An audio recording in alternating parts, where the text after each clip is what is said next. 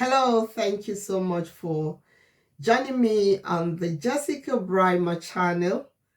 I'm glad you're here and I hope you have subscribed to my channel because YouTube tells me that over 90% of the people who watch me don't click the subscribe button. It doesn't cost any money. Please just click and thank you for doing that. Today, I have some very interesting things to talk about. I want to talk about the very funny one first before we delve into the very serious. Or do you want the very serious first? Okay, the very serious first. Seriously, APC's fascism is really getting out of hand. It's getting out of hand. The moment they sent Professor Shoyinka to come and call obedience fascist, I just knew that they are projecting onto the world, onto all of us, who they are, because APC, they are fascists, and I'll explain why I'm saying that. I want to read out to you the true meaning of fascism, because Professor Shoyinka excuse me, Professor Shoyinka didn't just say that obedience are unruly, obedience are rude, obedience are everything evil, and their cost will be the election that was stolen. Election that was stolen from them. Shoyinka said they were the ones actually that caused the election probably to be stolen. What else can I say? But I want to just explain to us, read out the true meaning of fascism, what fascism means, so that you can judge who is the fascist between Shoyinka, APC government, and the obedience. Fascism is a way of organizing a society in which a government ruled by a dictator controls the lives of the people and in which people are not allowed to disagree with the government. So who is the fascist here? We have a government in Nigeria that has bankrupted everyone, that has seized everybody's salary and savings. They are stealing it from us. A government that is against press freedom. You're not free to criticize them. You're not free to have a different opinion from them. That's the government that Wole Soyinka is speaking for and calling obedience. The people who are pushing back on all this evil done by APC, all this evil being orchestrated by APC, including the crude, massive rigging of our mandate. We are only pushing back on it and saying, no, please, you can't do this. You can't do this. That's all we are saying. But Soyinka thinks that we are the fascists and not the APC government. You know, the other day I saw a video where somebody was interviewing this guy we call Osofia, this Nollywood guy that we call Osofia. Somebody was interviewing him.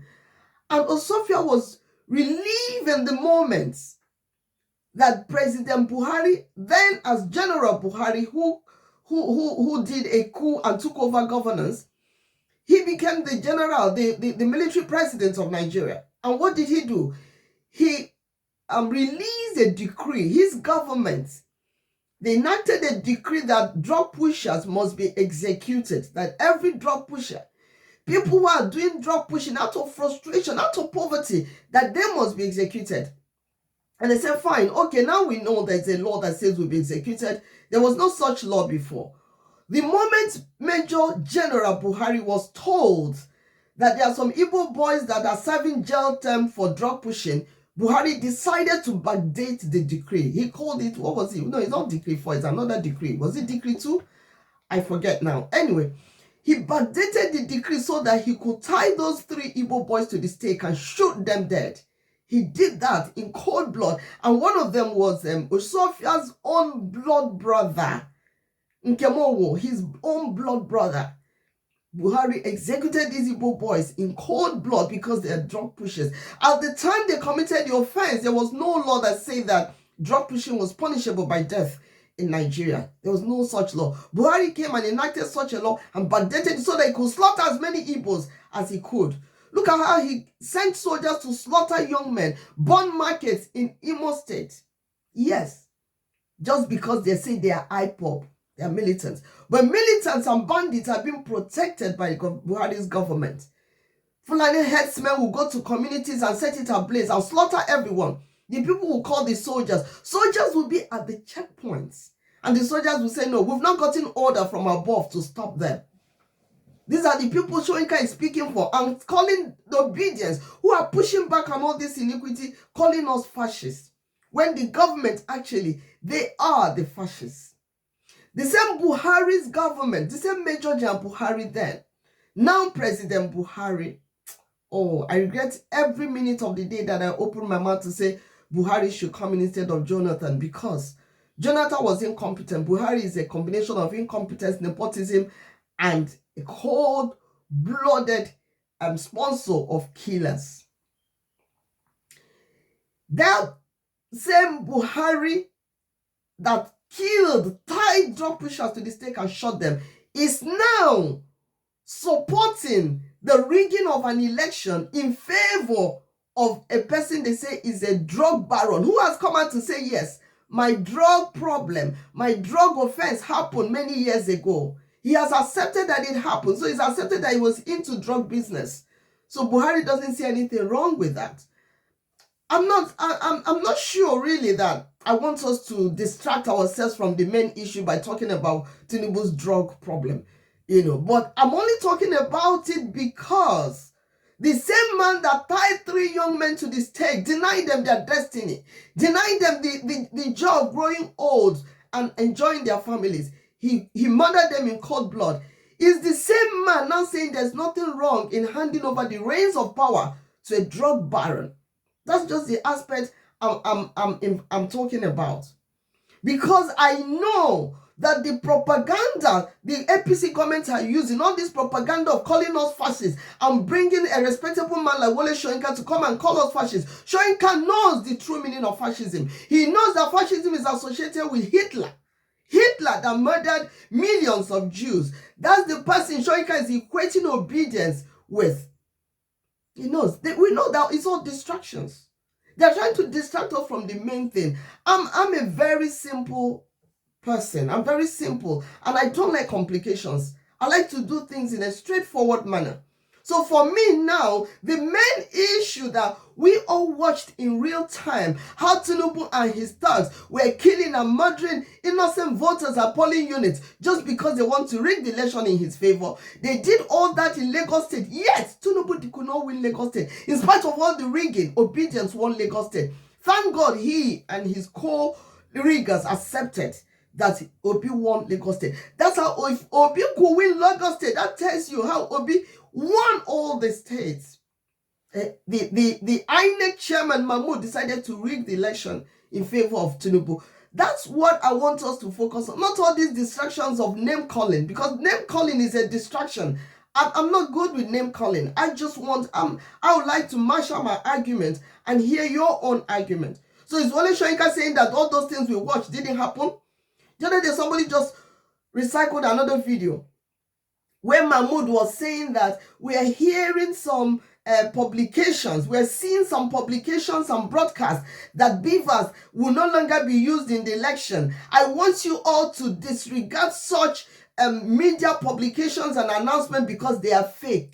That's what Mahmoud said. He said because all the results will be transmitted in real time from polling units by beavers. He said all that. So why would the same man now not do the same thing, cut off beavers and use his hands to Tipex results and cancel results and burn some, and then, do you know? The funniest part of the whole thing is the Rivers State election that they called for Tinubu on the INEC Rev portal that Premium Times investigated. They saw that it's actually Obi that won. Labour Party won Rivers State. Is there on INEC portal, but INEC announced Tinubu as the winner. Who has ever seen such idiocy? Such idiocy. They announced Tinubu as the winner, but it's there on their portal that Obi won. So in spite of all the rigging and killings they did in Rivers State, Obi still won. When I look at all this, for me, really, it's not just about the fact that they rigged this election. It's the fact that APC government has been committing all manner of atrocities against the same people they want to rule. And they want us to keep accepting them. Just before the elections, they denied people of their savings and starved many people to death. And you still want to rule over the same people you're starving to death.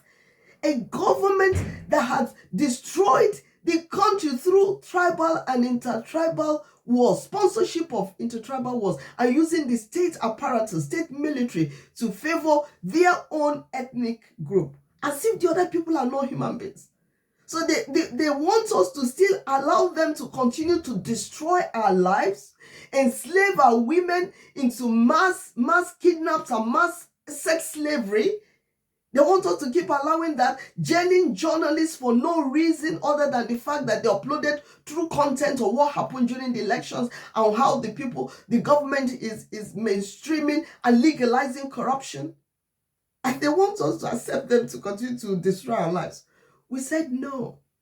We said no. There's this group of guys in Nigeria that, because most people cannot really criticize the government, they're so afraid. They resorted to comedy and what they call pranks.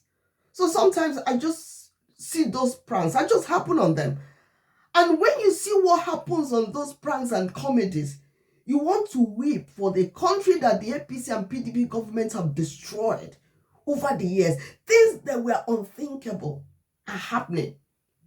Young girl caught in the hotel sleeping with her father. The mother got the gist that the father had been sleeping with the daughter of the man and the woman, not just the woman's daughter. She took these comedians, these comedy people with their camera, and they knocked on the door, room service, they opened the door. The girl was naked with her father in the bed. Because the man will not pay her school fees, will not give her money, except he sleeps with her. Things we never knew could ever happen. We're hearing about young, beautiful, educated girls resorting to hookups. Hook up is when you're connected to a stranger you've never met before. You only meet him in bed. You sleep with him one night and he gives you 500,000 naira or 1 million naira. Which normal man in Nigeria, the Nigeria where people are starving, the Nigeria where people can barely eat 1 meal a day, which normal rich man will sleep with a woman, a complete stranger, for 500 and pay her 500,000 naira, if not an occultist? It's only an occultist that would do that. I hear stories about all these Nollywood actresses raising scandals about a particular pastor, apostle that keeps sleeping with them and giving them 500k for hookups. Some he dates for longer than one night and then gives them millions and millions. Anybody that will give you such amount of money is using your virtue to make money. They are using your virtue. They are occultists.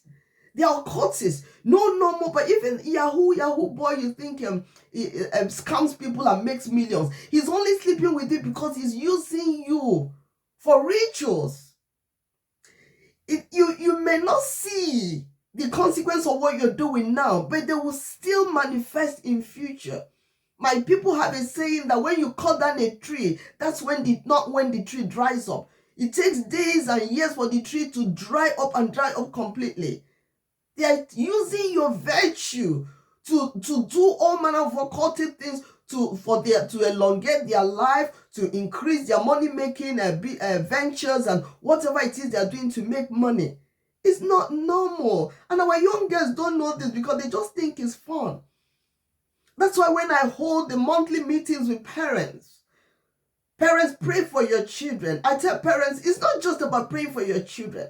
The Bible says, train a child in the way he will go. You must teach that child what he or she needs to know. Teach them things. Find that information, find that knowledge, and pass it on to your children. That's what about training a child is. These young girls don't know these things, The Bible says that he that sleeps with the harlot becomes one with the harlot. So anybody that sleeps with the harlot, you're one. You are initiated into what that harlot is initiated into. And then you're just a young boy, innocent guy. You see a beautiful girl, you sleep with her. You have been covenanted. You have just been initiated into the evil covenant that harlot had been initiated into. That hookup girl you're sleeping with had been initiated into the occult through the sexual relation she had with that man that paid her 500k. And then you, young man, you see her, oh, she's pretty, she likes me, you sleep with her. You have also been initiated into that. A lot of people come into counseling with all manner of strange things. The moment you hear their story, you know that they've been initiated into something. Yes, you know they've been initiated. So the man, not just who sleeps with the harlot, but whoever sleeps with, who has slept with the harlot, has become one with them. Whoever sleeps with, who has slept with the harlot, becomes one with them. That's what it's all about. You remember that guy's story? That South African football based pastor who was a footballer for the Green Eagles in Nigeria. He said when he was in the Green Eagles, they used to camp them in schools where there were no toilet facilities. So they used to go to the bush to ease themselves. On one occasion, he went to the bush to eat himself, and a python started talking to him and saying, "Do you know I can make you rich if you only agree to serve me?" And he agreed to what the python told him. The python said, "I can initiate you into this covenant and you become very rich, but you must be sleeping with virgins. The way to sustain your wealth will be by sleeping with virgins."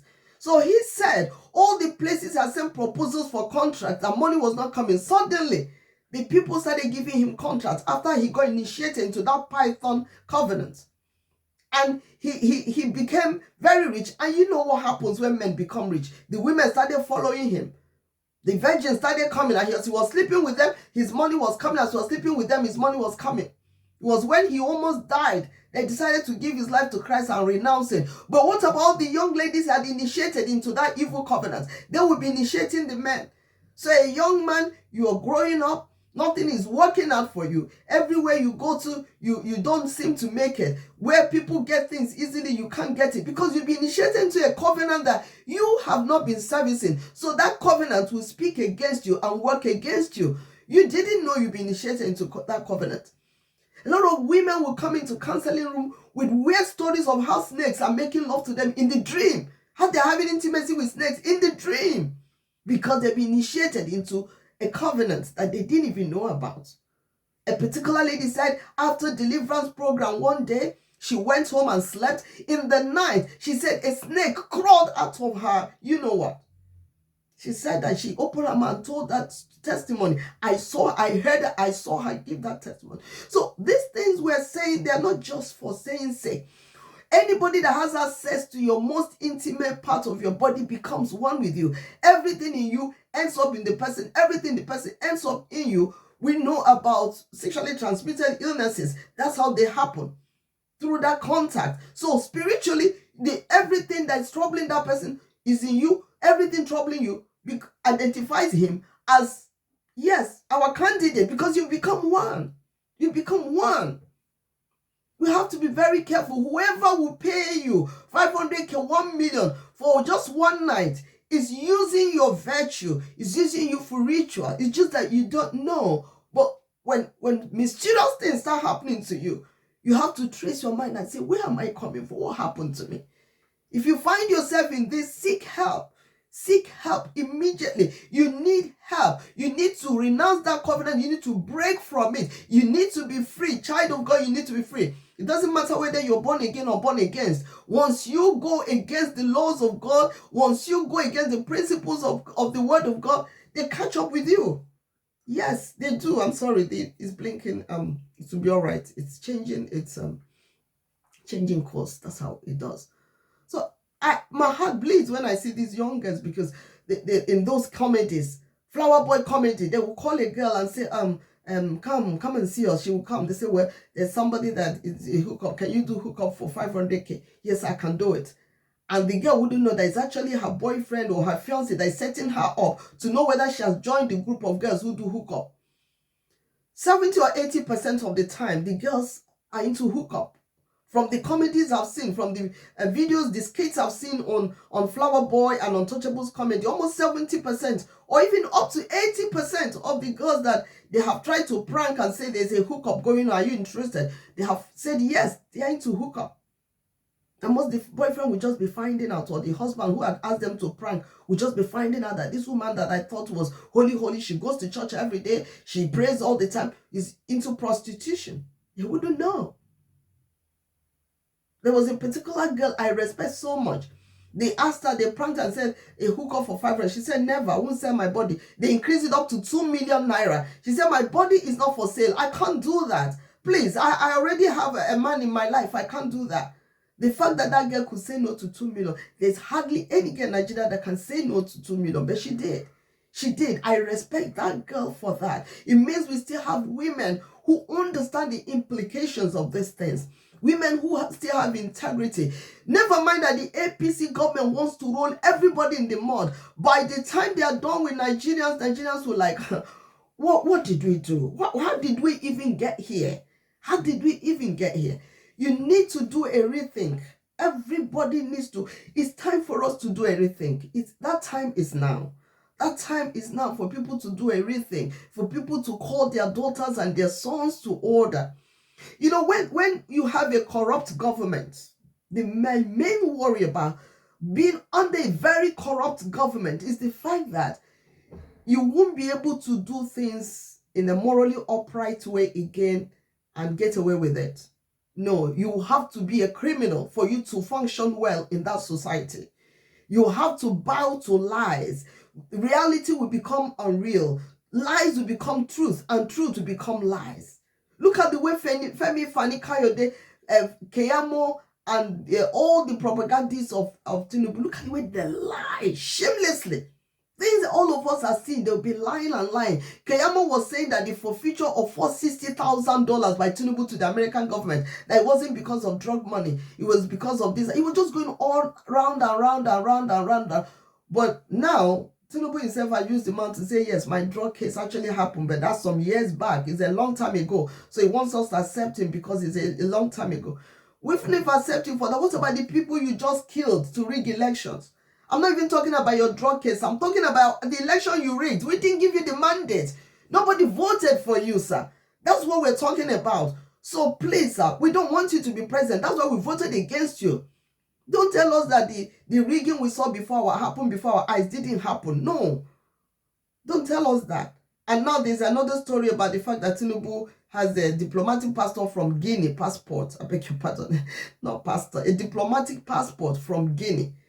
This guy, the Komayego, put everything on the screen. It's a diplomatic passport that Tinubu has because he's good friends with the president of Guinea. The man that rigged the election, killed many people to become president of Guinea. And they say it was Tinubu that gave him the template on how to rig the election and all that. Rigged the election, slaughtered so many for him to remain president. And he's been president there for years. They say he gave Tinubu a diplomatic passport. And so Tinubu is a citizen of Guinea and who has a diplomatic passport of Guinea. I mean, look at how muddled the water is. Everything is so muddled. And that's how they want to muddle up our lives completely when if Tinubu takes over. They muddle up our lives. And it will affect everybody. It will be like rainfall that falls on every roof. It will keep affecting everybody. The bandits are out again. They are out. They were very quiet during the election. Did you remember? Did you notice that all the killers and bandits all went on holiday during the election? Now the APC government feels we are back into action. They started killing again. They started slaughtering people in Benue State, all over Nigeria, southern Kaduna. Just as they were burying those they killed last week, they killed more this week in southern Kaduna. Look at what is going on. This killing, these people, don't they have hearts? Why are they slaughtering people like this? Why is Buhari sponsoring all these killings and allowing these killers to just be getting away? The man in Benue State said, there haven't been killings there during elections and all that because soldiers were around. He said, the day the soldiers were leaving, I went to them, I appealed to them, I said, herdsmen killed my parents. Please, they will kill me and my remaining siblings. Don't leave, Benue, don't leave. He said that day that soldiers left, that night, the bandits came and slaughtered everybody. The soldiers are in direct communication with the bandits. It's like, we've moved on, we've left the area, you can continue with your work. You can continue with your duties. They slaughtered thousands again in Benue State. They went to IDP camp. IDP camp is internally displaced persons camp where they keep people. They keep the people that the headsmen have burnt their homes and they have nowhere to live again. They keep them in a camp. The headsmen went into the camp and opened fire on everyone. After the soldiers left, they opened fire on everyone and they killed many men, women, pregnant women, children. The bloodletting is too much. Tinubu must not rule Nigeria. APC, APC, not just about Tinubu, the APC government that have been slaughtering us cannot be allowed to continue slaughtering us. The court case is starting. By God's grace, I'll monitor it. I'll bring you guys proceedings from the court case. We can't give up. We cannot give up. They stole our mandate. No. Tinubu is like that man that stole the village drum. Somebody said, he said that village drum, he cannot play it in his house. He cannot play it outside. That's what it's like. He can't. We can't. It's our stolen mandate. He must return it. What happened? Let me round up with this interesting story about what happened in Adamawa State elections. You know, they pushed the election forward because there was so much violence and it was inconclusive. So the governorship election in Adamawa State, oh my word, they held it. It was on Saturday. What particular day was that year? Last Saturday. And they said they were just doing the collation of results. Doing collation, people were bringing in results, bringing at the collation center. Suddenly, the state representative of INEC, they call them state rec, he said they need to go on a break. Everybody should go on break. The journalists, everybody. He just announced a break suddenly. I said, but they're making collation. This is not a good time to go on break. He said, no, they need to go on break. They went on break. They said after a while, after everybody had left, the man went back. And a few people saw him going back and followed. He went. He said, I'm going to announce the results now. I said, which results? We're still collating. No. APC has won now. APC has won. So I'm announcing APC, the woman governorship candidate for APC, as the winner. People just started shouting. You can't do that. You can't. It backfired on him because he hasn't realized that Atiku is from Adamawa State and he wants PDP to win Adamawa State. For him, is a major battle for him. So apparently, he had the phone line. He has the connection with the INEC people in Abuja. So when he called it, they told him, that man said, they told the state rec, say, you dare not try that. You dare. They said that election you announced is null and void. Oh my word. Can you imagine living in a nation where it's Agboro versus Agboro? Survival of the fittest? I can live in that kind of, God forbid.